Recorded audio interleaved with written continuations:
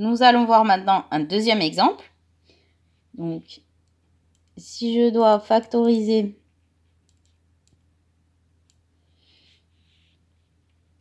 100x au carré moins 25, donc toujours pareil, j'ai une différence, donc une soustraction de deux termes. Les deux termes sont 100x carré et 25.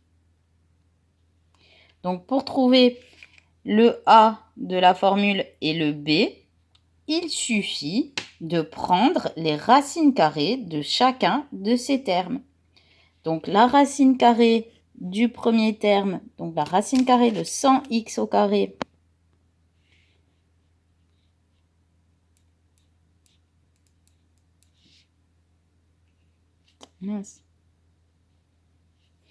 c'est égal à 10x. Parce que 10 fois 10, ça fait 100. Et x fois x, ça fait x au carré. Donc, on aura A qui sera égal à 10x. Et la racine carrée du deuxième terme, donc la racine carrée de 25, c'est égal à 5. Du coup,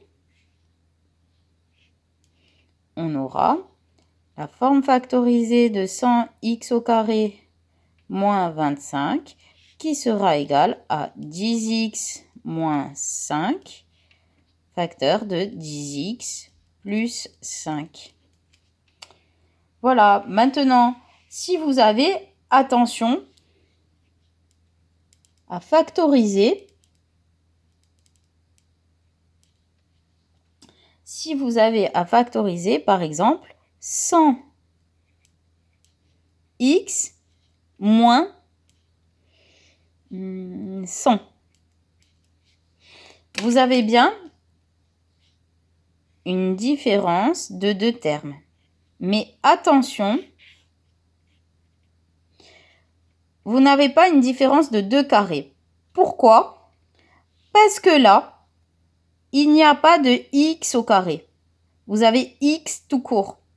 Dans les autres, vous aviez x au carré à chaque fois. Lorsque vous avez x au carré, c'est la troisième identité remarquable. Si vous n'avez pas x au carré, vous n'avez pas la troisième identité remarquable. Celle-ci, elle se factorise comme on a vu sur la factorisation. Donc, quel est le facteur commun? Le facteur commun, c'est 100. Qu'est-ce qui reste si je supprime les 100? Qu'est-ce qui reste à gauche? Dans le terme de gauche, il reste x. Et qu'est-ce qui reste dans le terme de droite? N'oubliez pas, 100, c'est 100 fois 1. Il reste 1. Donc, moins, parce que là, il y a un moins 1. Voilà, j'espère que vous avez bien compris. À bientôt.